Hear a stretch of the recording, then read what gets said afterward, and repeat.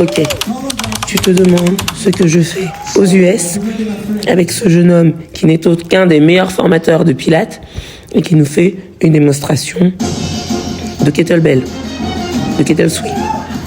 Ok, bah, tout ça tu vas le savoir pas tard parce qu'on va parler avec Jérôme Gillet qui est mon invité sur ce nouvel épisode du podcast Fitness Vibes. Et bien de la place qu'on doit s'accorder en tant que coach, d'être complètement soi-même et que soi-même ça se résume pas qu'à une seule facette. Et oui, ce monsieur fait du pilate.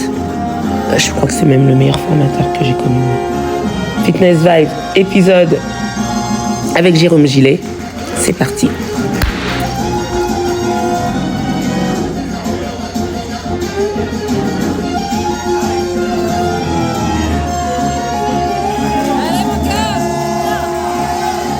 Let's go.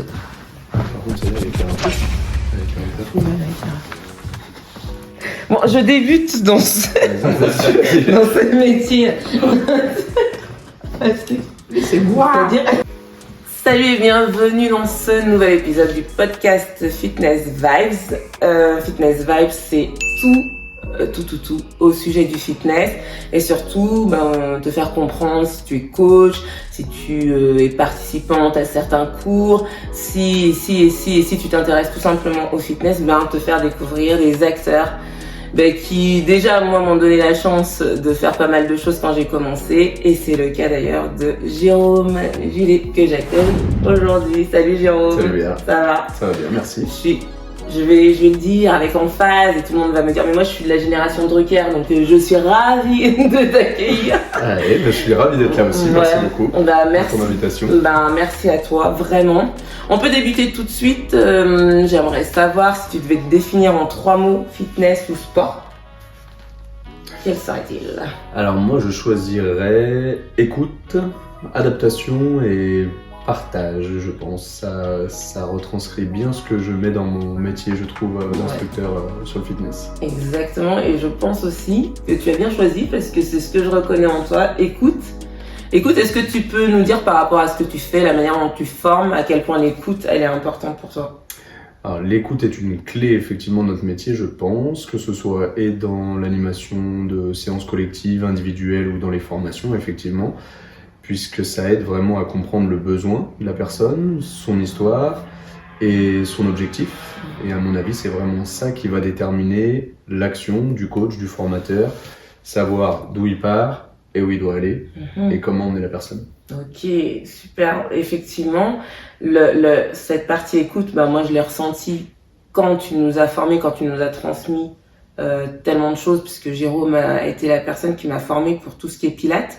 Si vous avez des cours de pilates à peu près potables avec moi, c'est grâce à ce monsieur-là. Ok. Parce qu'il y avait carrément une approche, on sentait vraiment que t'étais pas là dans la posture du sachant et que t'étais vraiment encore là, c'est ton 3e mot, je crois, transmettre. Et pour transmettre, je pense que tu avais vraiment cette écoute de là où on en était chacun, parce qu'on n'a pas tous le même parcours. Et cette transmission-là, est-ce que tu peux nous en parler un peu plus ? Alors dans le partage, dans l'échange, effectivement, la transmission, il y a quelque chose que j'adore. C'est vraiment après la dimension supplémentaire qu'il y a dans notre métier, d'animer, d'éduquer, d'accompagner. Mais ce partage va dans la formation, dans le coaching individuel ou même en groupe. On découvre les personnes, on découvre ce qu'ils viennent rechercher, on va partager. Des gens veulent plus de la musique, du fun, d'autres veulent plus des résultats, de la sensation. Et c'est vrai qu'ils viennent nous consommer finalement, on est un peu leur produit. C'est vrai. Mais il y a des liens qui se créent, il y a de l'énergie incroyable sur des échanges. Donc c'est vrai que le partage est quelque chose qui me plaît beaucoup dans ce métier. Avoir la personne sous la main et échanger avec elle, c'est vraiment chouette. Voir aussi son évolution. Ouais, évidemment. Parce que tu parles de lien, et c'est vrai que ce lien-là, même des fois, notre propre surprise, il est tellement fort en fait que, moi comme ça fait pas très longtemps que je suis dans le milieu, et il est tellement fort que ça peut nous surprendre aussi. Ouais. Il y a des échanges très beaux en effet, il y a des échanges très beaux, comme tu dis, sur des évolutions, des gens qui viennent avec des besoins, des attentes qui sont vraiment importantes pour elles. Ça touche l'autonomie, ça touche la vie quotidienne. Ça touche aussi le regard que les autres ont sur eux ou que eux ont sur eux-mêmes. Et quand tu arrives à justement voir d'où ils partent, les accompagner dans une bonne direction avec les bons outils, la bonne façon de faire, et que tu vois qu'il y a quelque chose qui se met en place. Ces personnes-là, c'est souvent très très riche, et t'as l'impression d'avoir été une valeur ajoutée dans leur vie, c'est chouette. Ouais, c'est clair, c'est tout ce que, valeur ajoutée, c'est tout ce qu'on peut retenir, c'est ce qu'on cherche à faire. Et c'est ce qu'on cherche à faire, mais est-ce que c'est toujours bien compris? C'est aussi l'objet de mon podcast, de ce podcast, et avec les invités que j'ai, c'est vraiment faire comprendre que c'est tout un prisme en fait, c'est pas juste des activités sportives quoi. Oui, c'est vrai que dans le monde du fitness, du sport aujourd'hui, il y a un flou dans l'accompagnement, il y a tellement de produits justement, de propositions. Encore plus avec l'avènement, je trouve, pendant la Covid, où ça a explosé sur les réseaux. Voilà. Où déjà, quand on avait les 10 coachs du coin, on savait pas trop lequel choisir. Pourquoi? Là, on en a maintenant des centaines. C'est vrai.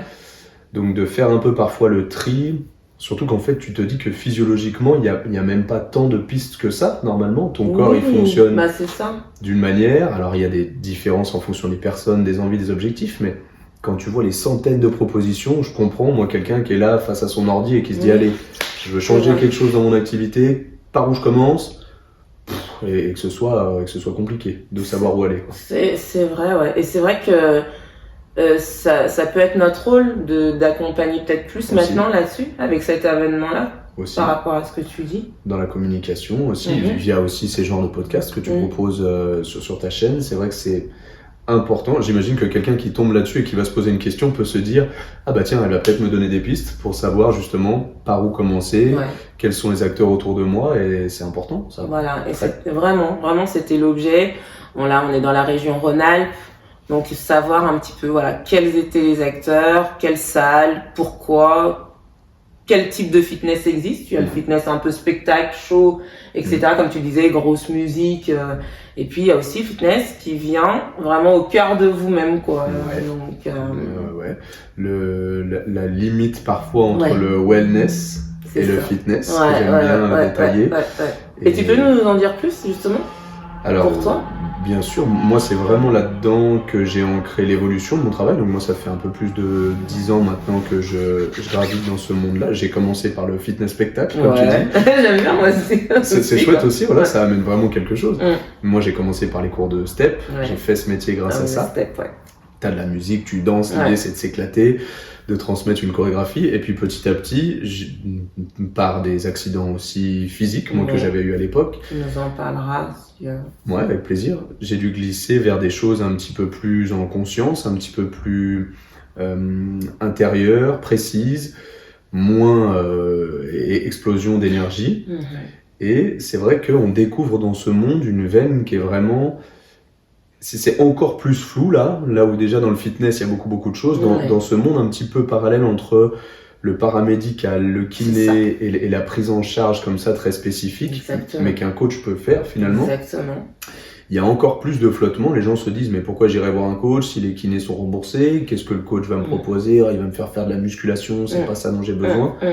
Alors qu'aujourd'hui il y a des coachs qui sont extrêmement formés à la posturologie, à la sophro, aux étirements incroyables, au pilates, au stretching, et qui peuvent prendre en charge vraiment, alors post-médical bien sûr, il faut que les pathologies soient traitées médicalement, mais ensuite dans de la rééducation, dans de l'accompagnement et de la remise à niveau, j'ai envie de dire, là où les kinés, eux, vont arrêter leurs actions, là où les ostéos vont arrêter leurs actions, où les médecins n'ont pas lieu d'être, nous, en tant que coach un peu spécialisés ou bien formés, on peut avoir cet accompagnement-là, qui fait vraiment le lien et qui rassure beaucoup de personnes qui se disent « Ah, le fitness, non, mais où c'est que je vais, quoi ?» Exactement,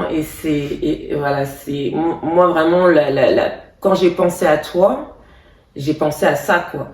Et parce que, comme je te disais tout à l'heure, je sais pas si tu te souviens de la question que je t'ai posée quand on faisait donc, la formation Pilates pour public pathologique. Je me suis dit, mais...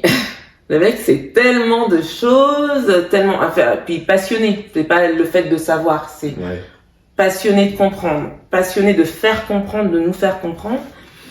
Qu'à un moment donné, vraiment au moment de la formation, je me suis dit, mais quelle est la différence entre Jérôme et un kiné? C'est une vraie question. Et si je devais y répondre, je crois que j'irais sur le terrain administratif presque. Le cursus kiné va te donner le droit administrativement de manipuler quelqu'un pour remettre en place des choses ou pour comprendre des choses dans son corps, presque plus comme un traitement ponctuel, en tout cas ce que je connais, ce que je comprends du monde de la kiné ou de l'ostéo. Il y a un problème, je vais le traiter pour que ça aille mieux maintenant, mais pour autant, on va pas déterminer souvent le fond du problème, la cause, et on va pas pouvoir prendre en charge à long terme. Là où nous, coachs, donc spécialisés un petit peu dans ce type d'accompagnement, on va avoir le complément vraiment à ça. Nous, on n'a pas le droit administrativement de manipuler, on n'a pas le diplôme qui nous donne ça.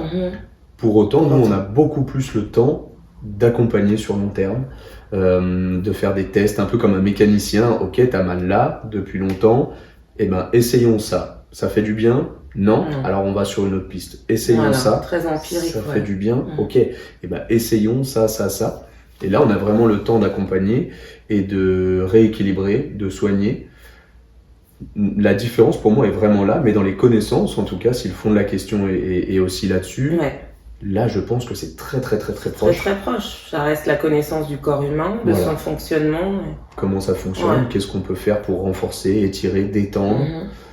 Mais la vraie différence sur le terrain, je pense que c'est administratif. C'est administratif. Et puis, il y a aussi cette notion, comme tu disais, de long terme, je pense, où on apprend aussi à connaître les gens, comme on disait, ce lien qu'on crée.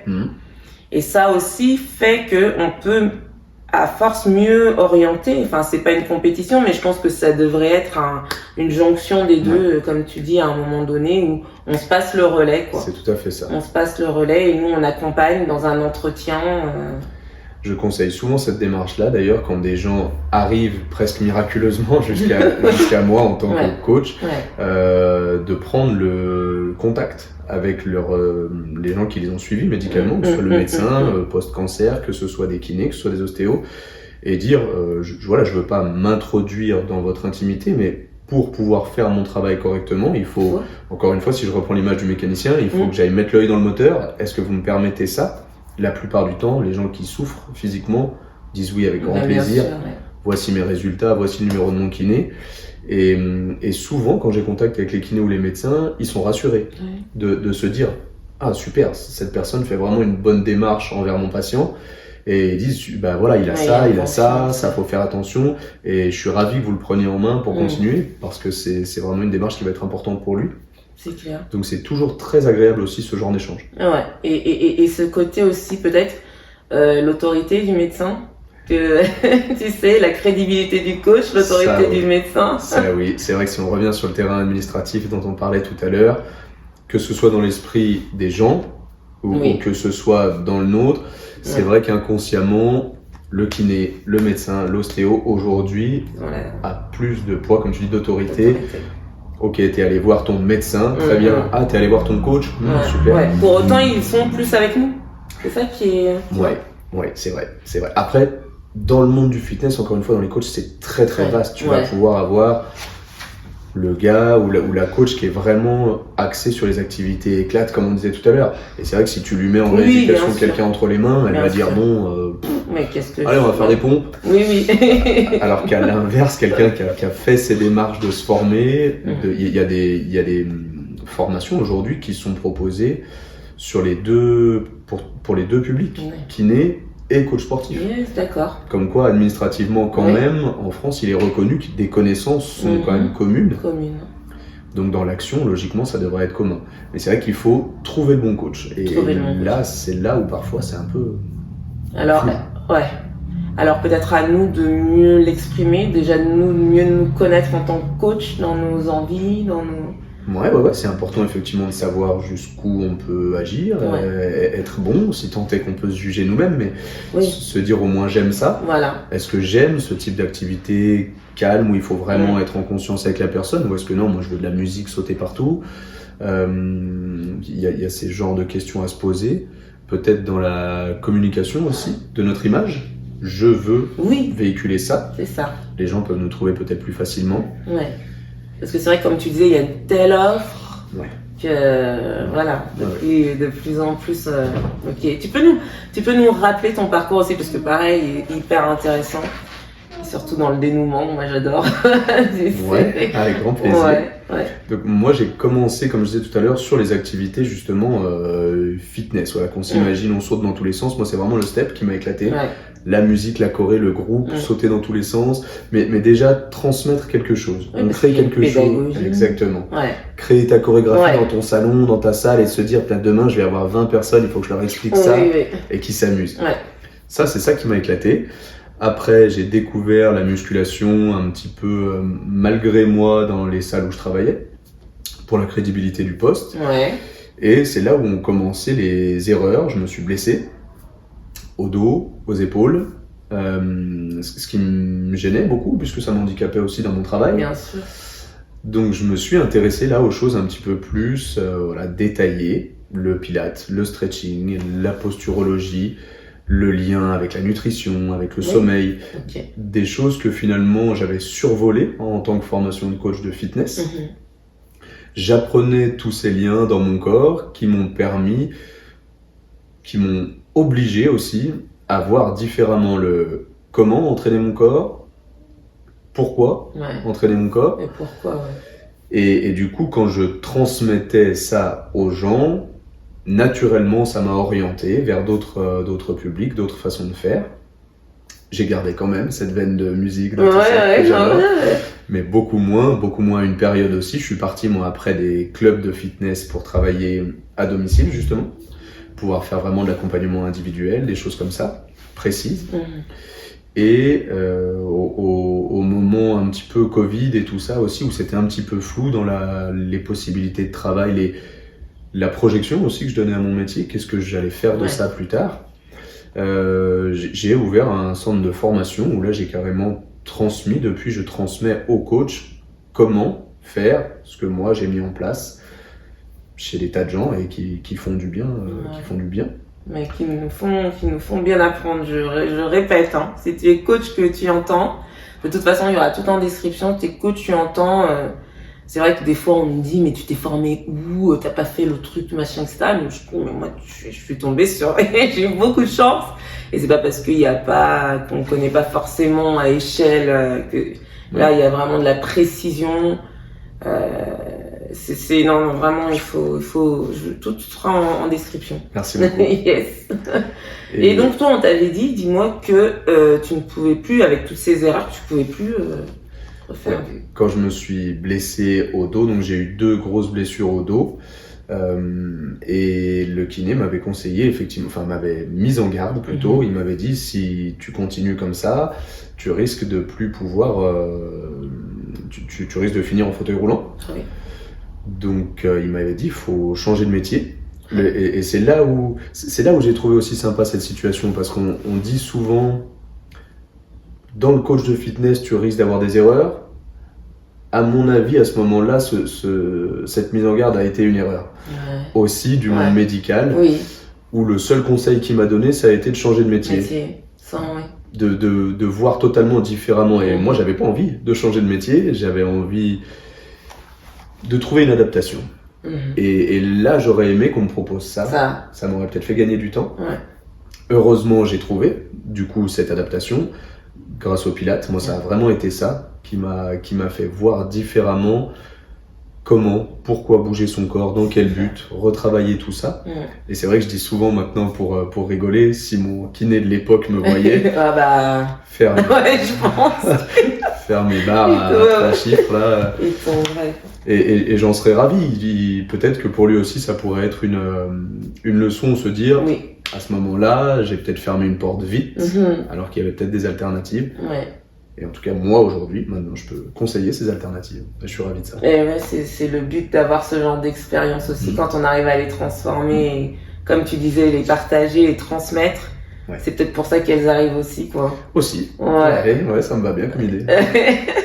Et toi, qui as l'art du rebond aussi, moi aussi, j'ai connu avec toi la kettlebell. Alors ça, c'est vraiment une discipline. Moi, je pensais qu'on soulevait juste ça, qu'on faisait un truc. Et en fait, j'ai découvert qu'on pouvait faire un tas de choses. Et que le Pilates t'aide énormément là-dedans aussi, quoi. Le Pilates aide énormément. Je pense que tout le monde devrait faire du Pilates. Ouais. ça, je suis d'accord avec toi. La base, les référentiels du Pilates devraient être acquis pour toute pratique sportive. Ouais. Et notamment avec charge. C'est vrai que le lien se fait pas tout de suite dans la tête des gens en voyant les haltérophiles et en voyant les gens qui font du Pilates, le lien entre les deux. Mais toute cette conscience du gainage, du travail en respiration, en posture. Et donc la kettlebell, c'est vrai que c'est un poids que tu brasses dans tous les sens et qui va fatalement t'induire des tensions, des tractions, des tirages à droite à gauche. Et de savoir stabiliser le centre du corps est important. Ouais. Et c'est un outil très très riche. Effectivement, là encore, comme tu dis, les gens voient ça comme un haltère la plupart du temps. Ouais. On prend ça, on tire dessus.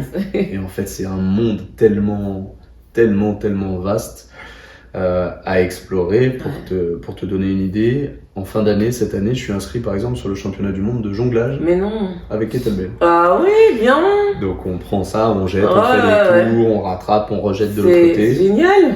Ouais, c'est vraiment un outil très puis ce que tu as réussi à en faire et moi je suis de temps en temps et quand je vois des gens qui en font, je t'envoie des messages. Ouais. Alors je dis ça c'est pour Jérôme. C'est vrai, c'est vrai que c'est chouette parce que c'est aussi des concepts. T'es quelqu'un quand même d'ultra créatif, c'est ça, c'est que c'est tous ces pendants qu'on a chacun. Enfin, on a tous, on nous voit souvent que dans un, tu sais, dans un rail, voilà. Moi, je suis la personne hyper énergique, qui mais, et même quand tu le dis, les gens ont du mal à avoir l'autre facette et on a besoin de toutes les facettes, quoi. Et dans ce que j'entends, toi, avec le step qui t'a servi aussi, c'est cette créativité. Quand on te voit faire ces mouvements-là avec la kettle, il y a ce côté-là, quoi, créatif. Ouais, c'est très intéressant ce que tu dis, en effet, toutes ces facettes de nos personnalités. Ça rejoint l'idée que je disais tout à l'heure de les coachs doivent se choisir une image. Et c'est vrai que dans la communication, c'est assez compliqué, quelqu'un qui est polyvalent, de choisir une image. Oui, c'est dur. Et c'est vrai qu'il m'est arrivé plusieurs fois, comme tu dis, les gens disent ah, c'est Jérôme, il est très bon en pilates. Oui. Et quand ils me voient faire effectivement du step, de la kettle, ils se disent mais tu fais ça aussi? Ah ouais, ok. Ouais. Ah mais tu formes en nutrition aussi. Ouais. Et effectivement, les gens découvrent, mais dans leur tête, ils ont une image de toi. De toi, ouais. C'est assez intéressant. Et oui, moi je suis très créatif, j'adore ça effectivement. Donc oui, le step apportait ça aussi. Créer ça dans ton coin et te dire je vais transmettre ça. Et tu le vois se matérialiser en plus. C'est ça. C'est 20 personnes, c'est 30 personnes qui font ça devant toi. Et qui sont contents de le faire. Et en plus qui passent un bon moment. Ouais. Et avec les kettlebell flow, par exemple, c'est vrai que c'est pareil. Tu prends ça, tu te mets à bouger. C'est presque une danse. Ça, ouais, non, mais enfin, vraiment, aller voir, pareil, les images sont dingues parce que c'est toujours dans un cadre qui est magnifique. Je me mets dehors. Et c'est vrai que c'est quand on, c'est pour ça qu'il y a cette ouverture d'esprit et c'est pour ça que Fitness Vibes, c'est ça aussi, c'est de faire comprendre qu'il y a tellement d'ouverture, tellement de champs. Dernièrement, j'ai un invité qui me disait c'est le sport des sports, quoi. Parce que tu peux aller et c'est ce qui soutient la plupart de tes activités, qu'elles soient physiques ou sportives. Et ce qui est aussi cet élan de créativité, moi je trouve que c'est important de le montrer aussi parce que ça vous montre aussi qu'on travaille énormément, je sais pas, tu vois, à inventer, à créer, à faire que vous soyez bien, à adapter sans cesse au public qu'on a en face de nous, quoi. C'est un vrai métier. C'est un vrai métier, c'est pour ça que le podcast il existe parce que j'en ai assez qu'on nous voit, comme je te disais, comme des fanfarons, tu vois, c'est pas péjoratif et je sais que les gens ne le font pas forcément exprès. Mais tout à l'heure, tu disais qu'on avait une frontière qui est extrêmement mince entre nous et le monde médical quand on est dans le wellness. Cette créativité, donc c'est, en tout cas, si tu souhaites faire coach sportif, vas-y, parce que si tu as vraiment la passion. C'est vraiment des métiers très très riches où on peut avoir beaucoup de choses et effectivement avec un panel très très large du au bout du doigt quelque chose de très précis avec une personne à des groupes de dizaines de personnes où c'est allez on s'éclate, on sautille. C'est très très très très riche. Il faut arriver à trouver son public, son moment, ce qu'on aime faire. Et savoir évoluer aussi parce que là ça fait 10 ans. Voilà, t'as su aussi prendre les adaptations, les évolutions, en tout cas de ce qui te parlait à toi. Bien sûr. Donc ça, c'est important de s'écouter parce que je pense qu'il y a quand même une frange aussi qui ose pas sortir de l'image qu'elle s'est créée du départ aussi. Ça va dépendre peut-être de la personnalité. Il y a des personnes qui sont moins à même d'aimer prendre des risques, d'aimer changer, d'aimer découvrir. Et puis aussi toute la veine, j'ai envie de dire, concrète, ça reste quand même un métier. Ouais. Le nerf de la guerre, il faut quand même gagner de l'argent. Oui. Donc quelqu'un qui a l'impression qu'il se crée son activité qui commence à fonctionner, où il commence à avoir quelque chose de rassurant, tout à fait. Il est peut-être un peu moins rassurant de se dire tiens, il y a un nouveau truc, allez, je me lance. Oui. Mais en tout cas, ce qui reste accroché à toi, je pense que c'est important effectivement. Savoir ce que tu aimes, savoir ce qui t'anime, c'est là-dedans que tu es le meilleur transmetteur, c'est là-dedans que tu t'éclates. Tu vas avoir envie de te lever le matin, d'aller voir des gens et de leur dire mais si, mais regardez, c'est ça qu'il faut faire. C'est génial, ça. Et ça, au moins rester à l'écoute de toi, pas forcément des penchants sociétaux qui clignotent autour de toi, mais de te dire voilà, moi qu'est-ce que j'aime en ce moment, et ben je vais me rapprocher de ça. Mais dans ce que tu dis, évoluer, oui, rester toujours à l'écoute, se former. Il y a des très très bonnes formations tout le temps. Aujourd'hui, très accessibles en plus avec les fonds de financement, les choses comme ça. Donc il faut vraiment rester en mouvement, à mon avis. Avec le peuple qu'il y a dans ce métier, si on reste à sa place, si c'est une bonne place, tant mieux. Mais si c'est une place où il y a un peu tout le monde, il faut rester ouvert, je pense. On dit que le confort, c'est la petite mort quand même. Hein.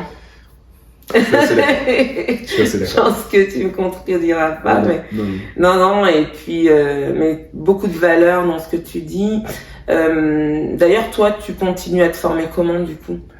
Alors, il y a beaucoup de. C'est vrai que pour des formations complètes, il faut trouver le temps. Comme je disais, c'est ça notre problème. C'est souvent ça le problème. Avançant, il suffit que tu aies un peu une famille, des enfants, des choses comme ça. Ça prend un peu ce genre de choses. Voilà, truc qui bouge, qui bouge d'énergie. Par contre, il y a vraiment en France ce confort des fonds de formation, des choses que tu peux faire sur Internet via les ordinateurs, en e-learning. Donc moi, je fais pas mal ça. Quand j'ai des formations qui m'intéressent, j'essaie de trouver des choses qui sont financées. Ça ne pas trop dans mon budget personnel. Je demande beaucoup autour de moi aussi, dans nos réseaux personnels. On retrouve souvent des gens qui ont les mêmes intérêts. C'est vrai. Qui se sont peut-être renseignés sur les mêmes choses, qui ont peut-être déjà testé, donc qui peuvent donner des avis. Ça c'est bien, ça moi, à mon avis c'est moins bien, etc. Et je me base beaucoup là-dessus pour faire un choix. Et ensuite, le e-learning, parce que moi je sais que je peux faire ça de 23h à 1h du matin, l'après-midi si j'ai le temps, un week-end pluvieux. On a juste un laps de temps, je vais apprendre ça dans les 6 mois. Et c'est très pratique pour moi. Et à l'écoute vraiment des autres. J'ai beaucoup de collègues qui travaillent encore sur le terrain. Et voilà, t'es là et tiens, je t'ai vu faire ça hier, explique-moi, tiens, j'ai une question. Ah ouais, j'ai vu que tu te lançais là-dedans. Bon, moi, ça me plaît pas trop, qu'est-ce que t'en penses? Ah ouais, ok. Toujours dans l'argumentaire, j'aime beaucoup discuter, apprendre et rester ouvert encore une fois. Je pense que c'est la clé. Après, voilà, c'est la gestion du temps. Tu parles de jusqu'à 1h du matin. Et c'est vrai que des fois, on tire aussi un peu sur la corde au niveau de notre corps. Bon. Là-dessus, quand on est passionné de choses et qu'on aime faire des choses, il y a des périodes, c'est comme ça, quoi. Quand on aime, on ne compte pas. Voilà. Pour autant, c'est vrai que le corps reste notre outil de travail. C'est un vrai... Et ça aussi, c'est pareil, quelque chose que je veux faire remonter dans ce podcast. C'est vraiment notre outil de travail. Quand on a des conditions qui sont parfois un peu difficiles, malgré c'est pas toujours la faute de ceux qui nous accueillent, mais c'est normal que des fois on fasse attention plus. Et c'est vrai que c'est aussi une façon de vous dire que on est obligé de faire attention tout le temps, quoi. Une laryngite, c'est la cata, quoi. c'est bête, mais un rhume, c'est la cata. Un torticolis, n'en parlons pas. Tu vois. Et il faut qu'on fasse gaffe à nous pour faire gaffe à vous, quoi. C'est tout à fait ça. Quand on est diminué, la transmission devient plus compliquée. Écoute, Jérôme, moi je suis encore une fois super contente. Je suis ravi aussi. Parce que discuter avec toi, c'est un bonheur. Franchement, Merci. je te le dis sincèrement, ça faisait longtemps qu'on s'était pas vu. C'est vrai. Et ça fait toujours autant plaisir. Tu formes toujours aussi en école, non, je crois? Oui, je travaille avec le GDOS de Savoie et je travaille aussi avec l'UFOLET. Ouais, génial. Génial. Donc, tous les renseignements, moi, je les mettrai en description. Et puis, c'est aussi une façon de soutenir le tissu local. D'accord? Parce que c'est sûr qu'il y a des chaînes et je pense qu'il y a vraiment de tout maintenant. On peut faire de tout. Et dans chaque contexte différent, on peut piocher là, une fois qu'on a ces acteurs. Mais soutenir aussi des personnes talentueuses du tissu, moi voilà. Merci beaucoup. Jérôme, je vais te demander aussi par rapport à, tu sais, la vision qu'ont les gens encore de ce fitness un petit peu à boudouffluche, à boudoufflage, tu vois, que ça entend chez les filles que chez les mecs, tu vois. Toi, t'en penses quoi? T'en es où, toi, en ce moment?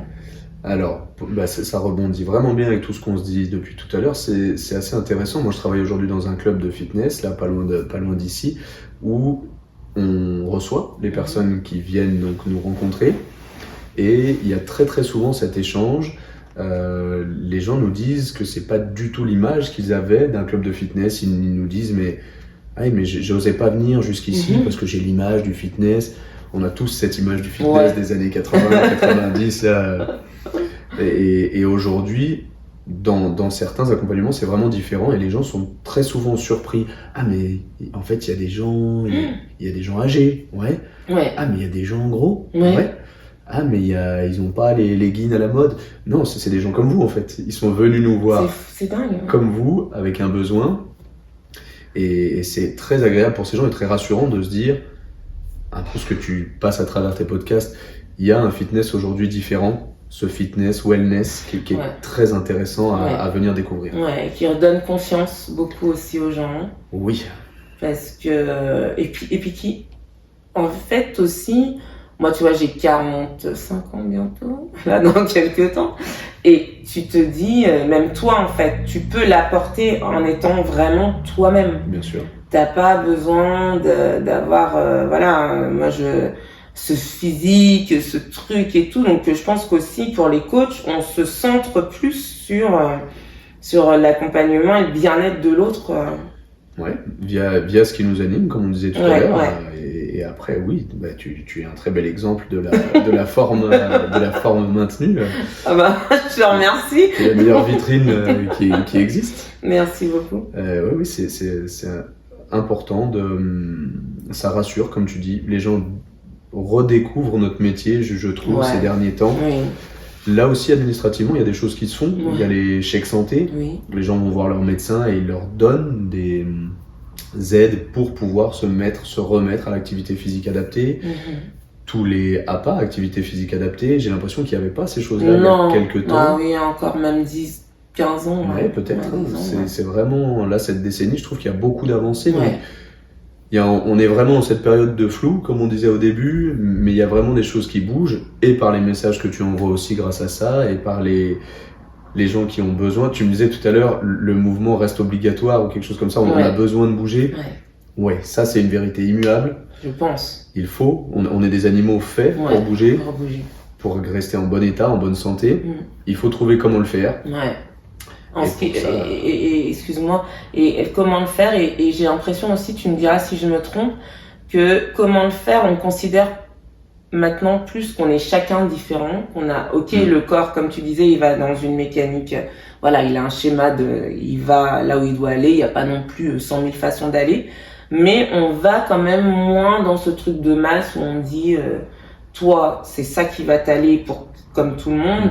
Moi j'apprécie beaucoup ça, tu vois. Il y a ça qui est possible aujourd'hui, ça c'est vraiment démocratisé, cet accompagnement individuel, cette écoute, avec des tarifs, des propositions bien sûr encore très très larges, mais c'est aussi...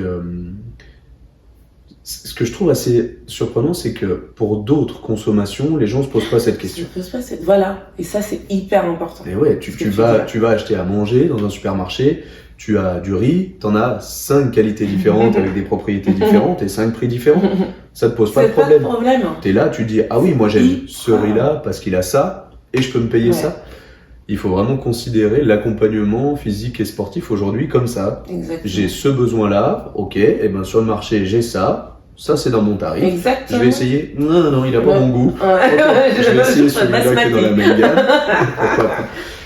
Mais les gens n'ont pas cette démarche-là encore avec les coachs. C'est ça. Et encore une fois, c'est l'objet. Alors je sais que c'est pas la petite voix ou pour l'instant, mais je pense quand même qu'il faut faire cette rame de fond. Ouais. Voilà, et qu'à un moment donné, ça remonte. Ça.